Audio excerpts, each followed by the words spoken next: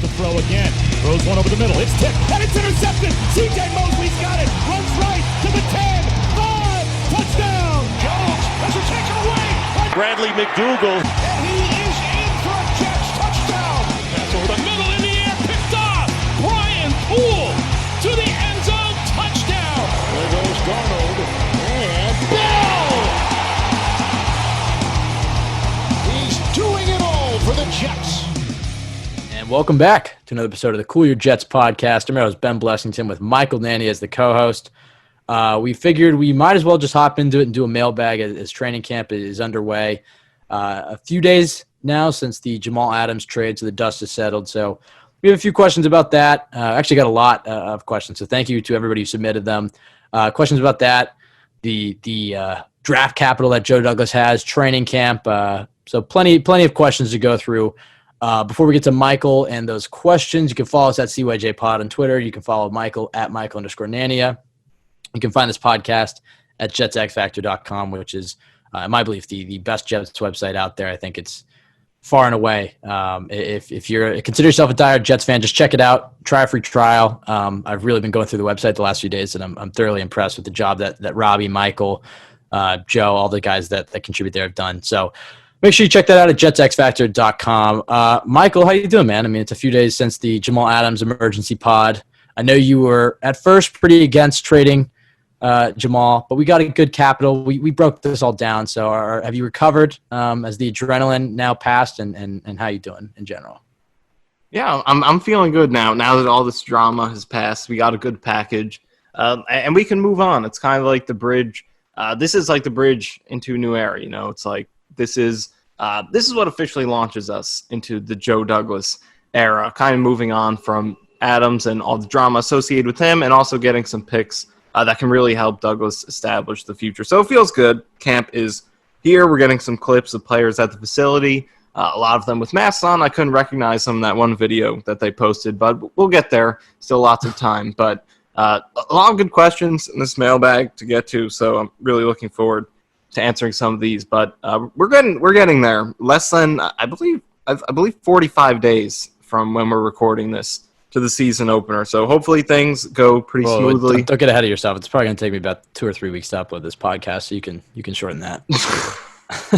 I'm just kidding. We actually do plan, Michael and I were having a talk about this yesterday, and we do plan to, because, I mean, the way we've run this podcast recently has just been kind of, uploading when we have something that we want to do and just kind of whenever we want. But we realize, and we've been getting a ton of listens recently, and so we kind of want to capitalize on that. And so our plan is to release, multiple episodes a week and just kind of always have new content out there. And if you're, going, for a drive, or you're going to travel, or you're working out, you can always find a new Cool Your Jets podcast. But yes, Michael, this podcast will be up ready for tomorrow morning. So I guess you could say 45.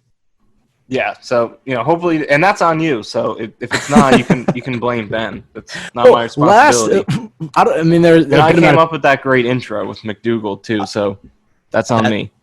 Okay, I mean, actually, that was all to think about. That was funny. I mean, I honestly didn't even want to Although tweet you about put it together and you made it sound good. It's a little bit loud. We'll probably lower it this time. That's the humor in it. It's all muted, and then it's Bradley McDougall. I think we're just going to stick with it. I was originally planning to just use it for the Jamal Adams pod, but I think maybe we should. I think we should stick with it. It kind of is symbolic of this season.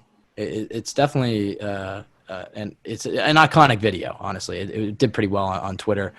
You touched on something really quickly before we get into the mailbag, kind of it's kicking off a new era, this Jamal Adams trade. And I was thinking about it, and you can go back further than this, but 2013, after the 2012 season, after the butt fumble and Tebow or whatever, the Jets hit the reset button and traded Darrelle Revis, had the extra first-round pick, and they drafted their quarterback. They had 2 first-round picks that year. That was the start of an era for them. Then the next year they had 12 picks. That was the Idzik era.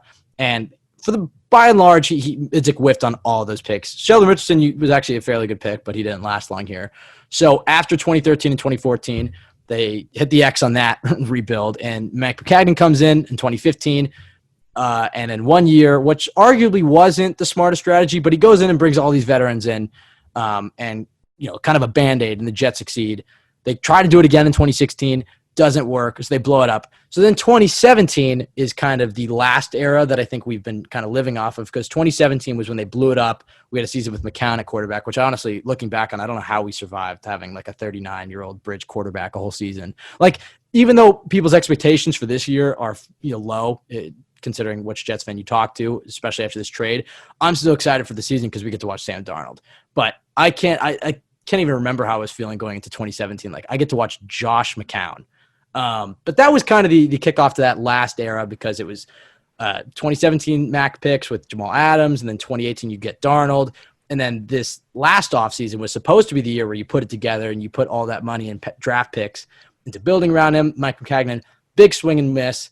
And then that resulted in a bumpy 2019 season. So Joe Douglas hits the reset button on it this offseason. And by trading Jamal Adams, in addition to the offseason he's had, this is definitely year one of the rebuild, is what I would say. That's pretty clear. But I'll put it this way. This one has started off on a lot better foot. I mean, just looking at the value he got for Jamal Adams, obviously it was a different situation with Darrelle Revis, who was coming off an ACL injury and wasn't as young and wanted a bigger contract and whatnot. But I mean, the fact that he got more for Jamal Adams than it got for Darrelle Revis, and I love the value he got in his draft class. And we've praised Douglas effusively enough, and now it's time to see it on the field. But overall, I've been very impressed with the Jets general manager after 1 year. And so have Jets fans. So Michael, why don't we just hop into it and talk about some of the questions we got here. We'll get to plenty about Joe Douglas, but I guess we'll start. The NFL Top 100 was making, rounds this week, because I think they're releasing them all in 1 week or something. Honestly, I think that list is bogus. I mean, I think Josh. Yeah, I really think they just make that. I don't think it's actually based on anything. I think they just put it together so that we're talking about it right now as training camp is. You can't tell me Josh Allen and Kyler Murray should be in the top 100 and not Carson Wentz, Matt Ryan, Matt Stafford, even Jared Goff. Ryan Tannehill was in the top 100. Ryan Tannehill is in there too. They put Lamar at number 1, and I love Lamar, but if you would ask 99% of NFL executives would take Patrick Mahomes over Lamar Jackson. I mean, that's ridiculous. I don't really think that list is worthwhile, but at Jude Jets. It does make fun conversations, though. So I guess that's true. And we could have used it more in June when it was more the dead period of the offseason. Instead, they kind of just dumped it all on us now. But yeah, it's interesting conversation, but honestly. Yeah, as long as you understand that it's just, there for the sake of debating and not to actually make these points. Because we know Patrick Mahomes is far and away the most valuable player in the league. So it's just there for debates like the ones we're about to have. Yeah, exactly. At Jude Jets asked, do you think there should have been some Jets except Jamal Adams in the top 100 players? He said, I think Crowder and Poole should have been in it. Crowder had better stats than Fitzgerald and still didn't make it while Larry did. And Poole was very solid last year too. His PFF grade can show it. I believe wasn't he the top rated slot corner by PFF or something? Poole got some love, which definitely deserved. And we might get to this with one of these later questions, but if you are a member of JetX, you should go on to JetX and look up Robbie Sabo's article he did on Greg Williams and his adjustment to the Tampa 2 that he ran for the second half of the season, and this is where he found all the success. And Brian Poole was the big X factor to that scheme.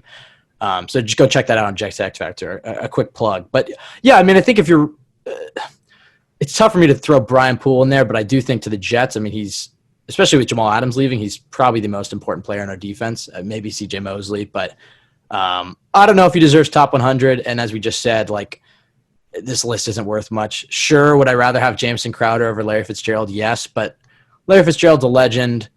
I'm not surprised. We know Fitzgerald's in there just because of reputation, and he's still solid, but he's not a top 100 receivers. Crowder is better than him for sure, but I don't think Crowder is top 100. He's a top 10 slot receiver. All of his numbers would point to that, probably in that 5 to 10 range among pure slot receivers. He's a very good player. I don't think he's top 100 though. I think Poole might have an argument for the low part of the list. He allowed the fewest yards per cover snap out of the slot among cornerbacks last year. Also was near the top of the league and among cornerbacks and pressures, tackles against the run.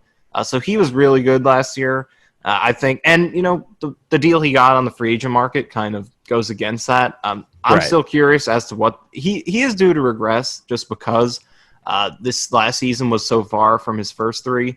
But I'm just so shocked he got that deal. But some of his production does suggest that he should easily be in the top 100. So he does have a good argument. I obviously don't expect him to have the recognition that would lead to him actually being on there. But in terms of whether he truly is a top 100 player, I think his numbers do point to him being in that low range. But other than Poole, I don't think there's anyone else. Mosley was in there, actually, going into 2019. If he were healthy, I think he would definitely be in there. So I think Mosley and Poole are the two who would have the best arguments for top 100. Yeah, I agree. With a guy like Poole, who's a slot corner, he obviously had a great season last year, but unless he does it year after year, probably 2 or 3 years of that same production he had, then he would sneak into the bottom half of the top 100. But unless you're a quarterback, kind of one very good season doesn't get you in.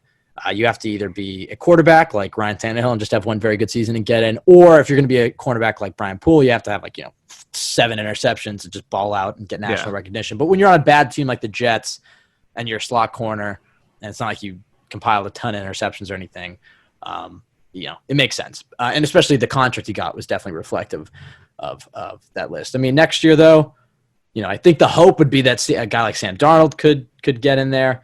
I don't want to be too speculative, but guys like Le'Veon Bell, hopefully, Quinnen Williams could make a jump or something. But I agree with you. I think CJ should be in it, barring an injury, should be in it next year as well.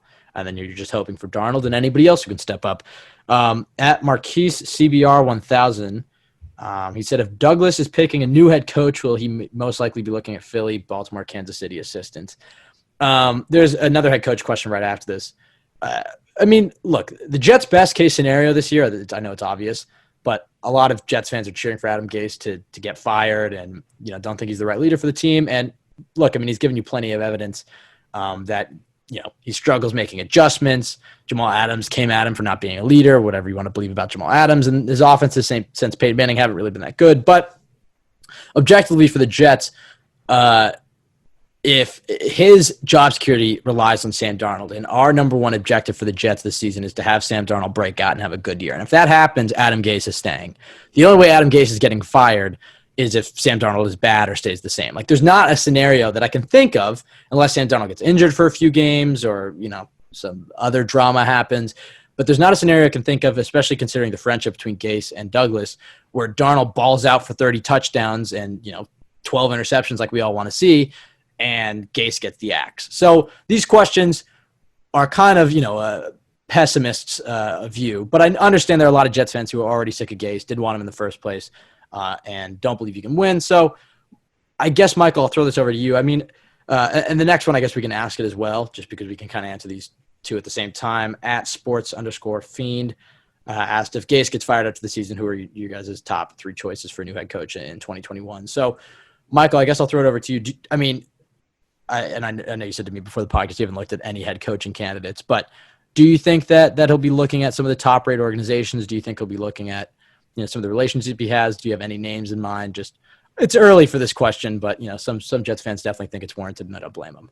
Well, first, to go back to the first question regarding Gase, I like the point you made about how Gase's job security is kind of connected to the most important thing that we're looking at as fans, and the most important thing for the future of this team, and that's how well Sam Darnold plays this year, what he shows you in terms of his future potential to be the franchise quarterback for this team. Those two things are really connected. If Sam Darnold plays well, then Adam Gase is most likely going to stick around. It's hard to imagine a scenario in which you get Sam Darnold playing well, giving you the confidence that he is the guy, but something happens to where Gase gets fired, because you look at this team and they have a decent defense at least. It can be a really good defense, but it's most likely not going to be a bad one. So if Sam Darnold plays well, the offense is probably going to play pretty well. Again, maybe not great, but it should be at least an okay offense, which coupled with that defense should be at least a decent team. 7 to 8 wins at the lowest, but potentially more than that. So the bottom line is that if Sam Darnold plays well, this is probably going to be a decent team at least. And Adam Gase probably won't get fired if he has Sam Darnold playing really well and the Jets not being terrible, because it just seems like his job is connected to Sam Darnold. That's why he was brought in, and that's what the organization is looking for him to bring to the team going forward. So it's tough to picture a scenario. Maybe if the defense were terrible and the Jets could somehow win 3 or 4 games while Darnold plays well. Maybe if that happened, there would be something, a chance Gase could get fired with Darnold playing well, but I don't see a realistic situation where we get Darnold showing that he's a franchise quarterback, but Gase getting fired at the same time. So I'll be rooting for them both to play, for them both to do well, for Darnold to break out, and Adam Gase to show you that I don't think he'll be the guy long term, but if Sam Darnold plays well and the team plays well, then maybe he does turn around. So I think just obviously in a dream scenario, just because of what we've seen from Gase so far, it seems like that there's a pretty strong chance he's not going to be the head coach to lead the Jets to a Super Bowl. So ideally, Darnold plays great, and you get rid of Gase and get a better head coach. But it just doesn't seem too realistic, right, based on what you said about them two being connected. But to look at candidates going forward, if Gase does get fired, I think, and we've been talking about candidates a lot. You have a few more good ideas in terms of specific names in mind than I do. But one you brought up is Dan Campbell, and you could go into him a little bit more. But and really what he embodies is just bringing a presence to the head coach position that's less about scheme proficiency and more about building a culture and being able to relate with players, being a good leader, things like that Adam Gase just clearly seems to not have. And it really just lines up with what Joe Douglas has been trying to build in terms of culture, things like that. But you know more about Campbell and some good candidates than I do. Right. That was a guy that I was really intrigued by during the 2018 cycle when Gase got the job. And I'll touch on him in a second because I think there is a way where we can still be confident that Sam is the guy, but Gase gets fired. And that's pretty much for Sam to still be inconsistent. If this year the Jets still lose, a lot of games, but, the Jets can lose and Darnold can throw 300 yards and throw 3 TDs. Like that, those two things aren't necessarily mutually exclusive. So there could be some games where Darnold has that and the Jets, add losses to their total. And then there could be a few games, hopefully not as bad as the New England game, where Darnold, shits the bed. Maybe it's a big primetime game against New England. Maybe it's, just something where the Jets drop the last 3 games of their season and they're in playoff contention, like what happened to Gase in 2018, I think. Yeah. There is a scenario where Darnold doesn't have to shit the bed. He can still be good, and we can still be confident in him, but Gase could get fired. I think that again, the best case scenario for you if you're a Jets fan is cheering for Sam Darnold to light it up and the Jets to keep Adam Gase. I know a lot of Jets fans shudder at that because they just want him gone. If you truly do just want Adam Gase gone, that's the best case scenario, is that they lose a lot of games where Darnold plays really well in. He can obviously have some great games to still give you that hope and be like, let's not blow this up just yet. And we have more on that in a bit with one of these questions. And then, maybe you'll have a few 3 to 5, I guess, just bad games. And maybe in, primetime spots against rivals with playoff implications, anything to just add to the fact, like, Adam Gase was unprepared. What were they doing? He didn't adjust. Anything like that can put pressure on him, but still, show that Sam Darnold is the future. If that's what you're really cheering for, that would be the one scenario. And we touched on it in the Sam Darnold deep dive pod. If you want to check that out, that's also on Jets X Factor, where the conclusion I came to about Sam Darnold or about Adam Gase is that, and Le'Veon Bell even said it's the most complicated scheme that he's ever had to run. I think Adam Gase wants to beat his opponents with calculus, and where most NFL players, and especially Sam Darnold, would just be better with algebra. And I think when it was with Peyton Manning, who's probably the smartest quarterback in NFL history, it worked because Peyton's like, this guy's a genius. He knows exactly what I want to do. I mean, he's an amazing football mind or whatever. But when you have a guy like Sam Darnold, who is much better when he's just playing and not thinking, it doesn't really work. And a lot of guys are like that. How many times have we seen, more so on the defensive side of the ball, have been like, ex-coach, his system just allows me to play loose and free, and I don't have to think as much. And then you see him have a big breakout season or something. That would be the biggest concern with Gase, is if Darnold can master this system or whatever, then I think you could see him have a big year. But if it's still just too complicated, too nuanced, and not capitalizing enough on Darnold's strengths, which is just letting him play backyard football, I think you could see a scenario where he has some inconsistent games, some great games, some bad games, and Gase gets fired. That was kind of a long tangent. But going back to Dan Campbell, I think, after Todd Bowles and after the defensive coaches that the Jets had the consensus was, well, they have to hire an offensive guy. And I do necessarily agree with that in today's NFL, offense is more important than defense. And if you hire a defensive head coach and let's say you bring in an offensive coordinator and Sam really gets along with him, this is kind of what happened to the Falcons with Dan Quinn and Kyle Shanahan. You have this defensive coach and you bring in this great offensive coordinator. He's doing wonders with your offense. Well, then he's just going to get poached, and now your quarterbacks have to learn a new system. And Matt Ryan really hasn't been the same since Kyle Shanahan, and Kyle Shanahan just went to a Super Bowl.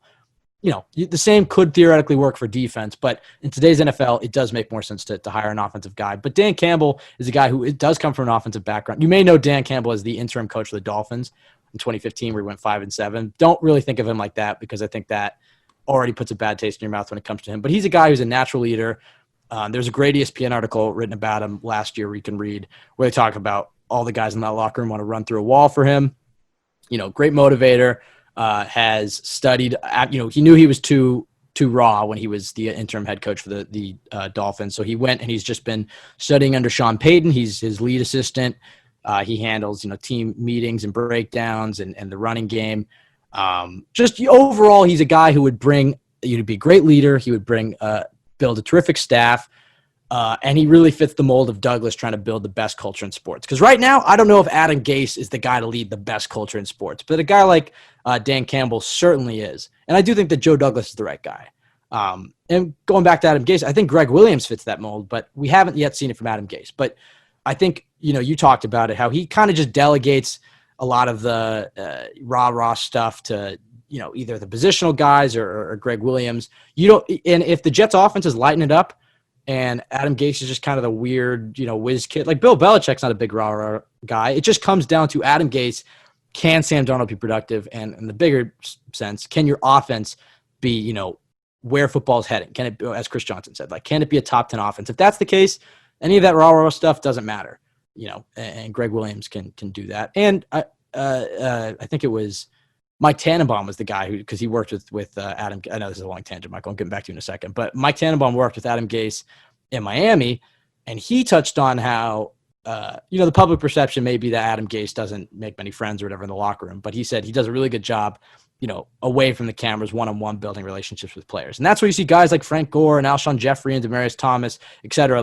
There are plenty of guys who don't love Adam Gase, but there are plenty of guys who stick up for him, including Peyton Manning. That was a long tangent. But yeah, Dan Campbell, if you want to go more towards the offensive guru, Eric Bieniemy is a guy who should have been a head coach probably 2 years ago at this point, just leading the league's best offense. I mean, how much of that is Andy Reid? How much is that Pat Mahomes? But the hope is that he could build a great staff and that he can be a great leader, and then that offense can rub off on him.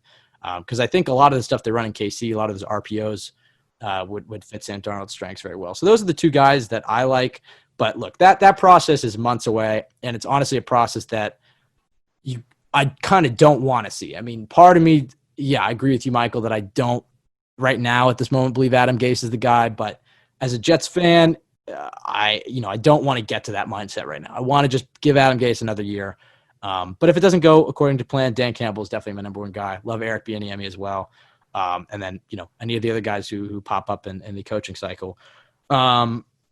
Michael, this question's for you. I went on maybe a 5-minute tangent. You can probably go on a 15-minute saga about this next question. This comes from at the Jet Ranger 2. What did at Michael Nania do to cope with the loss of the Jets' most valuable player from 2017 to 2019, Lac Edwards? And by the way, I mean, he was a big part of the show, and we just completely ignored that he was kicked off the team, and you remarried Braden Mann very quickly. So, Michael, you can go on and talk about Lac Edwards after that tangent. Yeah, I think like the way you said it, the way you put it is pretty good. I just went ahead and divorced him. I didn't even divorce him. I just left him completely. Just one day I was there, one day I wasn't. You told him you were going to the store to get Braden Mann. That's the way it is. You told Lac you were going to the store to get cigarettes, and then you never came back, and he's just sitting. And then he saw me on TV with Braden Mann. That's how it is. But that's how it is with punters, kind of. It's just like you fall in love with whoever it is. And then when he's gone, it's like, all right, he sucks. Braden Mann, he's the GOAT. He's going to make 10 Pro Bowls. But really, that's where I think I'm at right now. I hope Edwards isn't signed yet, which is weird. I think he deserves to be on a team. Hopefully he does. Someone does pick him up. But Braden Mann's my guy now. Man, myth, legend. I'm rooting for him. And look, I think objectively, realistically, not even joking now, I think he is better than Lac Edwards. I don't think Edwards was actually that good. The Jets' their production in the punting game was pretty good, but I think that he was carried by his coverage and Brant Boyer being a genius. Definitely and I think Braden Mann can take them to legitimately elite status, #1 in punting DVOA every single season on a yearly basis. Well, yeah, we'll see if he can live up to the holding expectations of Lac. Because did Lac drop? Oh, right. That is important. The holding, Braden's got to come through there. I will not question Edwards' holding abilities. That is somewhere he did come through. Although this past season he wasn't able to carry. Actually, first game with Corey Vedvik, Lac did not have the best hold on that. I forget which one it was, whether it was the extra point or the field goal. One of them he didn't have the best hold. And that was kind of detrimental to the Jets losing a game that knocked the whole season off the rails. So you can kind of blame Lac Edwards for the entire 2019 debacle. I completely forgot about Corey Vedvik until you just brought him up. Oh my I just had to bring it all up for you. Holy shit. What a time. I can't believe a team actually traded draft picks for him like 3 weeks before that. And then didn't keep him. That should have kept the Jets away. Some people wanted the Jets to do that. Jesus Christ. Well, and really quickly before we get to the next question, I mean, look, I know the punter's a bit of a meme, but if you were drafting an elite punter, which clearly Brant Boyer and Joe Douglas both think he is, taking him in the 6th round, I mean, that punter's not useless. I mean, I think they kind of just get shit on because it's like, if your punter's out there, that means your offense failed. And the Jets have seen way too much of their punter in recent years. But if you have an elite punter, that's an extension of pretty much both your offense and your defense, probably more so your defense. Field position is always one of the keys to the game for coaches and announcers, whatever. Field position. I mean, an elite punter does that. Michael, I don't think you do have the numbers on this, where if the Jets have a drive that stalls at midfield and you have a punter who can pin a team inside their 5, which is something Lac couldn't do, I would imagine that, at least like 60% of drives that start inside the 5, probably more, don't go anywhere. Don't even get a first down because you have to run twice and then pass. So that's a huge thing. A guy who, if you're punting inside your own 20, can put a team on their own 20. It controls field position. I think the big issue that the Jets have had would be untimely shanks from their punter. So it's actually a big upgrade in my opinion. I'm really looking forward to seeing Braden Mann. Yeah, and that's a good point you make about taking a punter late in the draft, just because the hit rate there is so low on every other position. Like the majority of those players are not even going to be starters, might not even play in the league. So to take a punter or even if it's a kicker, but I think punter kind of makes more sense because rookie kickers can really struggle. But it makes sense to take a specialist. It's a much higher floor. You know that guy is probably going to play for you and be starter quality. Maybe he does have a little bit of a growth curve, even though it's those guys still can as well. But I think it's a much higher floor than taking any other position. Obviously, you're sacrificing ceiling with a punter or a kicker, but at that point in the draft, to raise the floor a lot really helps. And what you said about field position it's so important, and I think Mann has the ability to make like those special punting plays that Edwards really didn't. I think Lac didn't really mess up too much. I mean, he had some shanks, but he wasn't catastrophically bad, but he didn't have his rate of punts inside the 5, especially kicking from around midfield, was really low. I believe the worst in the league. Also, his hang time was near the bottom of the league.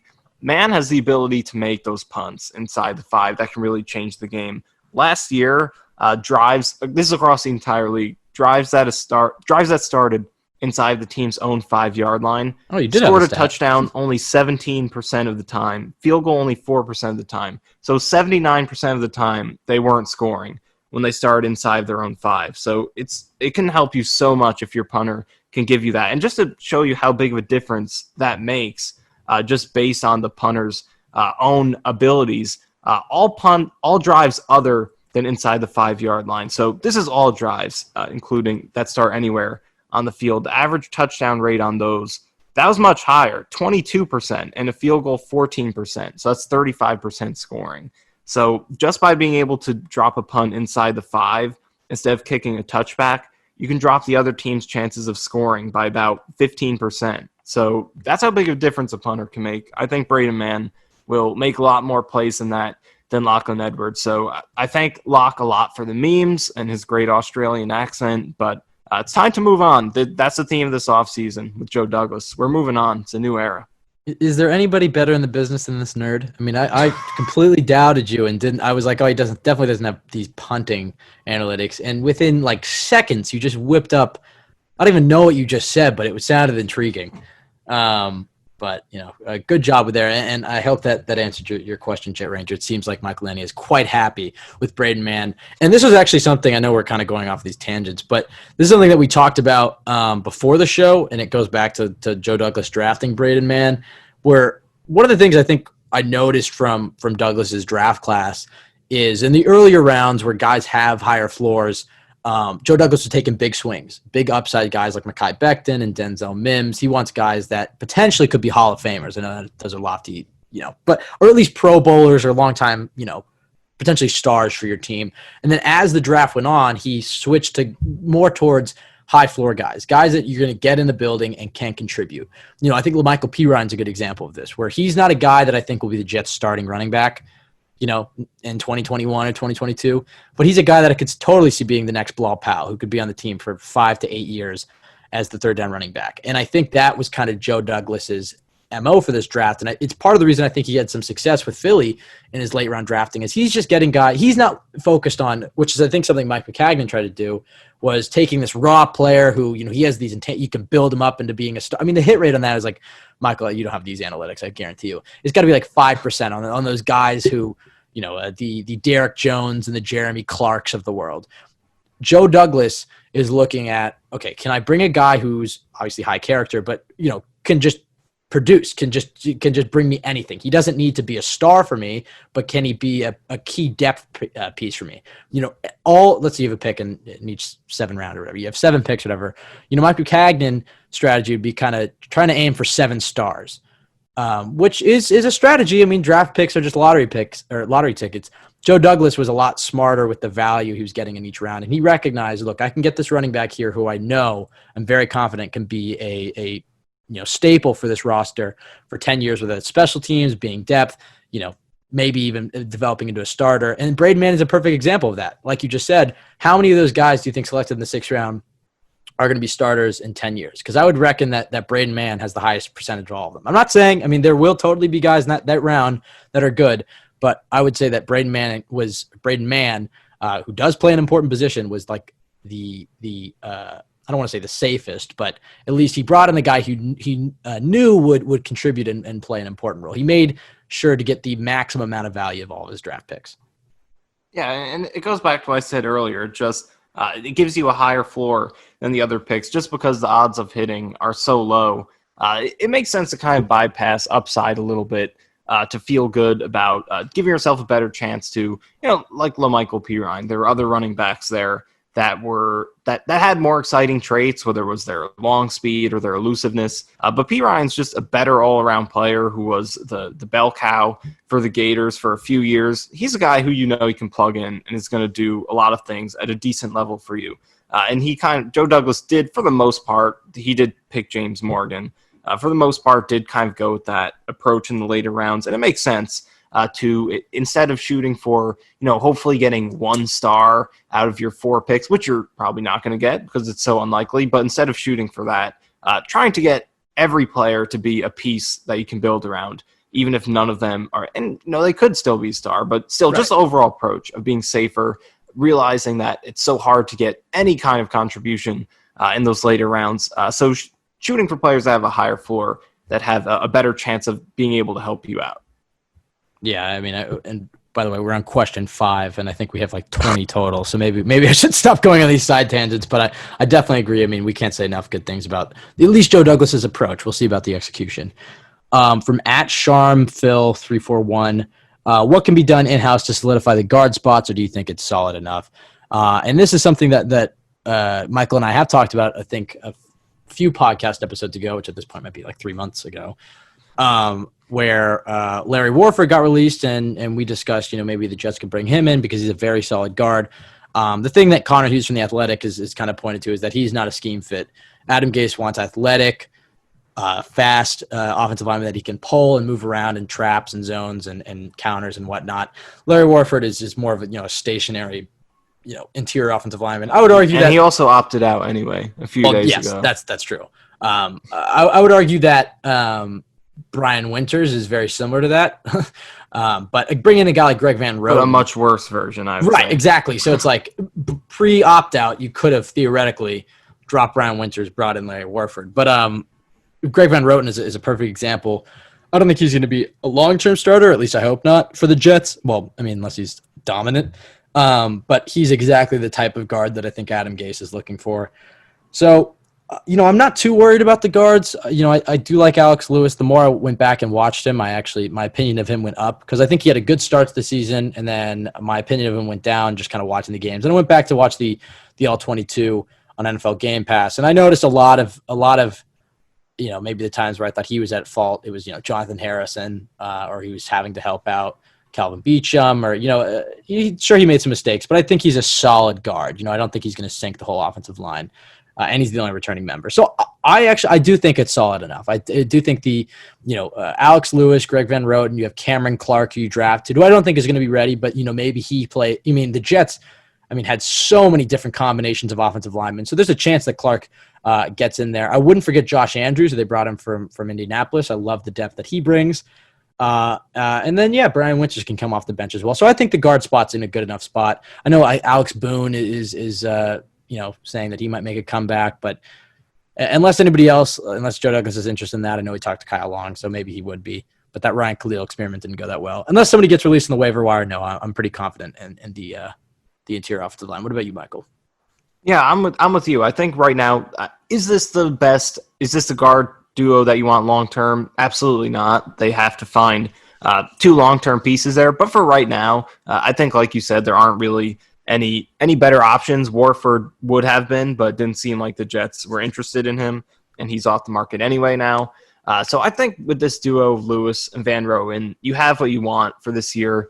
It could be Lewis gives you the only continuity you have in the starting lineup, and Van Roten I think is an average to maybe a little bit better starter, especially in pass protection, which I think is more important. Obviously, both phases do matter. But if I'm going to take one, I'd rather have pass protection. Yeah, and I think Van Roten brings that. And you got Mekhi Becton mauling like 7 dudes. Right. So you have a good mix of talents in both phases.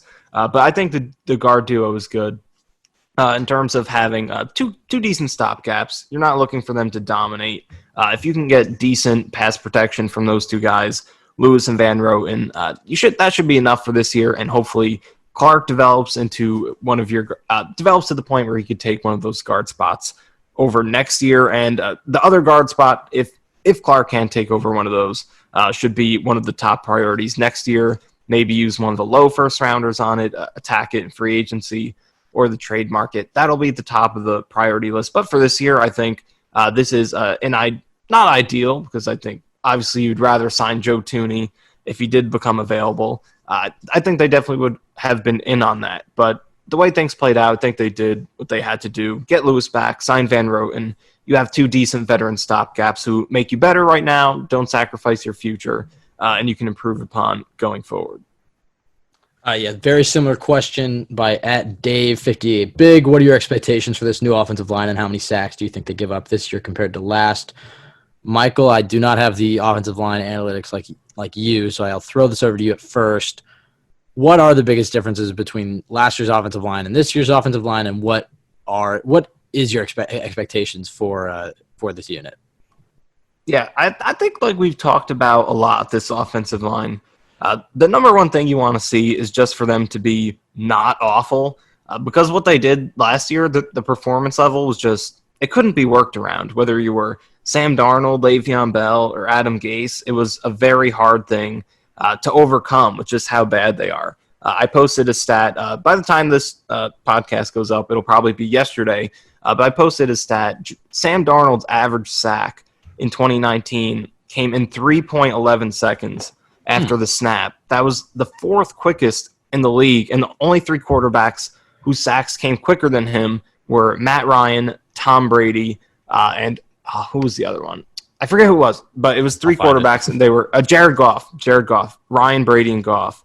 Those 3 guys are not mobile. Those guys are taking quick sacks because when the pressure comes, they're just going to take it because they can't get away. Sam Darnold's a mobile quarterback. He can get away from the pressure. So the fact that he ranks that highly and how quick his sacks are coming just goes to show you how bad it was last year. It was communication. It was guys getting just beaten so quickly that Sam Darnold was taking sacks in about 3 seconds. So that just goes to show you how destructive the sacks that they gave up were. And the fact that they gave up so many sacks, as it is, the third highest sack rate in the league, 9.1%, with an elusive quarterback in Sam Darnold. And not that he's Lamar Jackson, but we know that Sam Darnold has the ability to break sacks and extend plays. Sam Darnold is not a sack-happy quarterback, so ranking third highest is very bad. And it's less about the sacks and more about that they gave up the highest pressure rate in the league of any team. They had the fewest yards before contact in the run game. So all terrible. You can't work around that. So obviously the talent isn't there yet to where this can be an elite offensive line. There's still plenty of building to be done, but I think the pieces are there to where you can be in that, low 20s range, somewhere from 23 to 20 in the league. Maybe best case scenario, they can be average. And if they can do that, I think they can put themselves in a position to be at least decent this year, get Sam Darnold on the right track. The numbers that Darnold has put up when he's taken an average or better pressure rate have been very good. He's gone 7-1 in those games, but it's only happened 8 times out of his 26 starts that he's taken a 34% pressure rate or less, which is about league average. But he's gone 7-1 in those games, 16 touchdowns, 6 picks, 29 points a game. So you protect him at least average, he'll be okay. So that's what I'm looking for. Hopefully they can be average this year in terms of all these numbers across the board. Yeah, I mean, as far as sacks go, they gave up 52 last year, which was the 4th worst. And as you said, I definitely think that the goal would be to be around average, which I think was 40. So, I mean, yeah, obviously I'd love to be in the upper half of that if they can allow, around 35 or something. And you kind of alluded to it that a lot of these sacks are, for lack of a better term, Sam Darnold is not a sack taker for sure. He's definitely not a statue. He's definitely not a guy who would stay in the pocket and eat too many sacks. I mean, sometimes he would leave the pocket a little too early and get some happy feet or whatever, but he generally did a good job of throwing it away, and other times, throwing it, in double coverage or whatnot. Yeah. And that's a characteristic of not being a sack taker. Like, right. This is not comparing Darnold to him, but Ryan Fitzpatrick always has a really low sack rate because he just does not take sacks and he gets the ball out.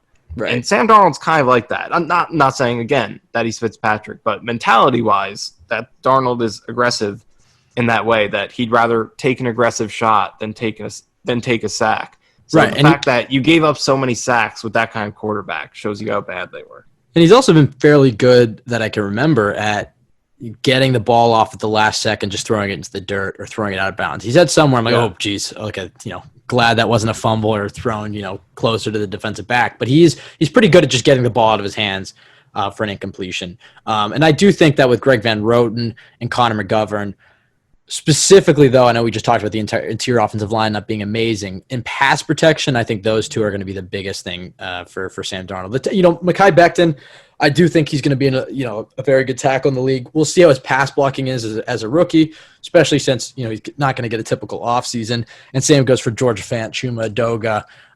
But I think a big reason he took a lot of sacks last year was was Jonathan Harrison, quite frankly, and then whoever was playing at right guard, Tom Compton or Brian Winters. The integrity of the pocket, as I said in the Sam Darnold Deep Dive podcast, was compromised way too many times. It was an M-shaped pocket too many times with Jonathan Harrison getting bullied into his lap, and that throws off the whole timing of the play because now he can't set his feet and throw. He has to push off of him and scramble out. I think he's going to have more of a bubble, and then I think Mekhi Becton and George Fant or Chuma Edoga, whoever it is on the right side, hopefully they can hold their own. But even if guys are coming off the edge, it gives Sam Darnold more of an opportunity to step up or split between the guard and tackle and run out of the pocket.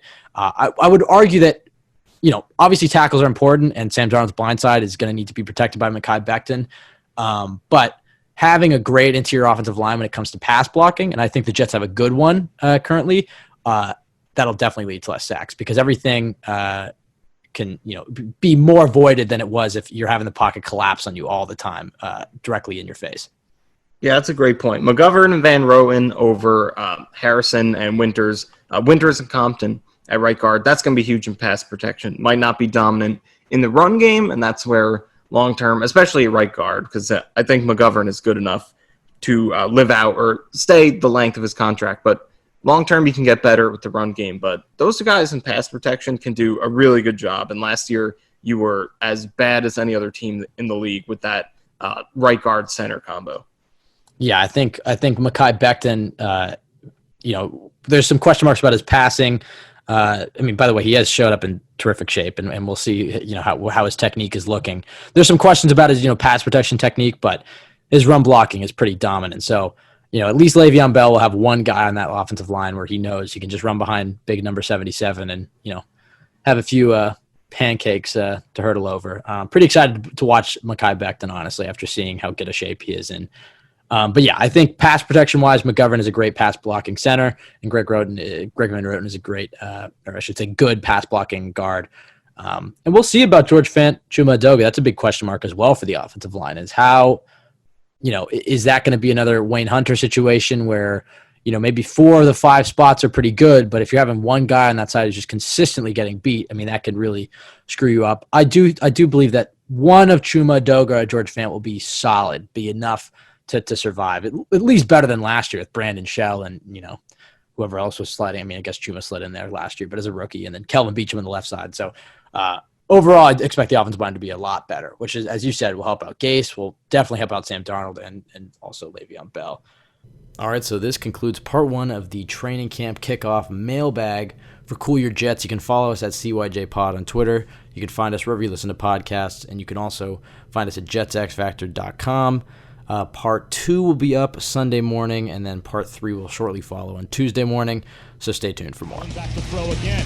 Throws one over the middle. It's tipped, and it's intercepted. C.J. Mosley's got it. Runs right to the 10. 5. Touchdown. Jones has a takeaway. Bradley McDougall. And he is in for a Jets touchdown. That's over the middle in the air. Picked off. Brian Poole to the end zone. Touchdown. There goes Darnold. And Bell. He's doing it all for the Jets.